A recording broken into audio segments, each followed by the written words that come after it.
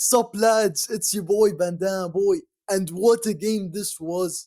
Brazil versus Morocco ends in a 1-1 draw. The drama was insane. 10 minutes of added time in the second half, and in the very last minute, Alisson pulls off a double save Brazil and make them get 1 point each. For them and for Morocco. I don't even know where to start, but from the get go, this game was different. It wasn't like all the other games I've watched so far. Most of them have felt pretty dull. They weren't high scoring, and neither was this one, but the energy was just different. You could tell that there were two giants battling it out and trying to see who's gonna win. From the get go, Morocco were under pressure. They had that adrenaline dump. It felt like they wanted to prove something. And in the beginning, they were doing really, really well. Even within the 21st minute, as I'm seeing over here, they ended up scoring their first goal. And what a goal it was!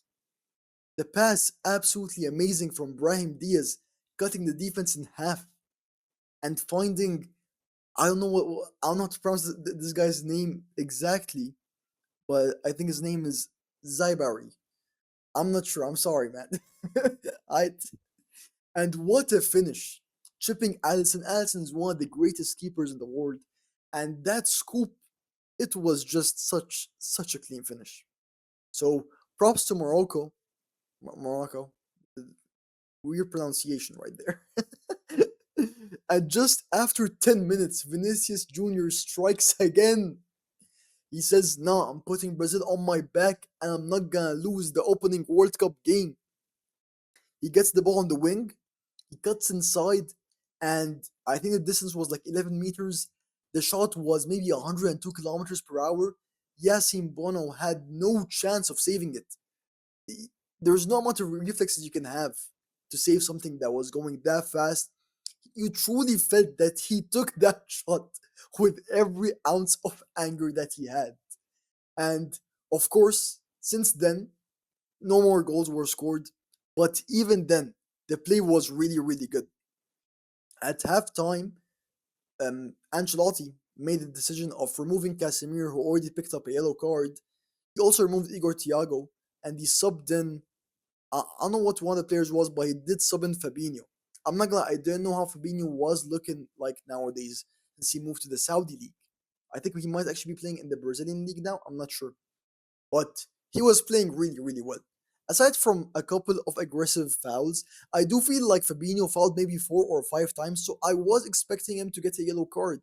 Because as a referee, after the second or third warning towards a player, at that point, any mistake you make, any foul that you do cause, you need to be penalized for. Because you clearly aren't learning your lesson. But unfortunately, no yellow card was given. Even then, I don't think it was the harshest thing. And even within maybe the 70th or 80th minute, Diop, the Moroccan center back, he passed it back to Bono, and it was a really bad pass. He almost gave a through ball to Rafinha to just go and have an open goal.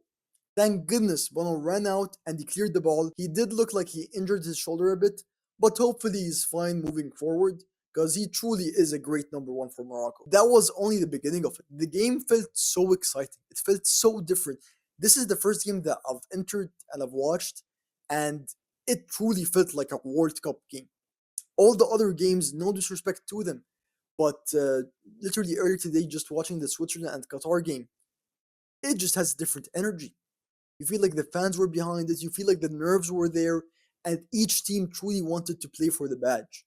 You know, it didn't feel like the refereeing was overly soft, and it felt like just the perfect amount of aggressiveness and at the same time spirit. I need to give praise to Morocco because people seem to forget that they literally reached the AFCON final not too long ago against Senegal.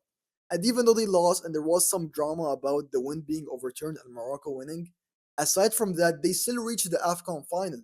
And do I need to remind you that in the last World Cup, even if it was 3.5 years ago, Morocco reached the semi-finals and they finished fourth. Even if they didn't go with a medal around their neck, they still went out with that pride of, oh yeah, we are finishing fourth. I don't even think they made it to the quarterfinals before. So it was just such a big achievement, and I feel like they were so underlooked. This Brazil team isn't the Brazil that we used to know. At the same time, I don't think they're exactly underdogs. They do have a bunch of great players, but a lot of people were overlooking Morocco. I feel like you can't do that. They are still a force to be reckoned with, and last World Cup wasn't a one-hit wonder type of thing. I feel like they are kind of like Croatia, where they are a really good team and they have a lot of depth. They clearly found their structure and they're working on it, and it's working for them. So you can't take that away from them. And I'm really, really excited to see what's coming next for both of these teams. In their group, they also have Scotland and Haiti. I think the game's gonna kick off in like maybe 30 minutes. I'm not gonna lie, no disrespect to either teams, but I think these two teams just have a bit too much quality, and I do think they will finish first and second in their groups respectively.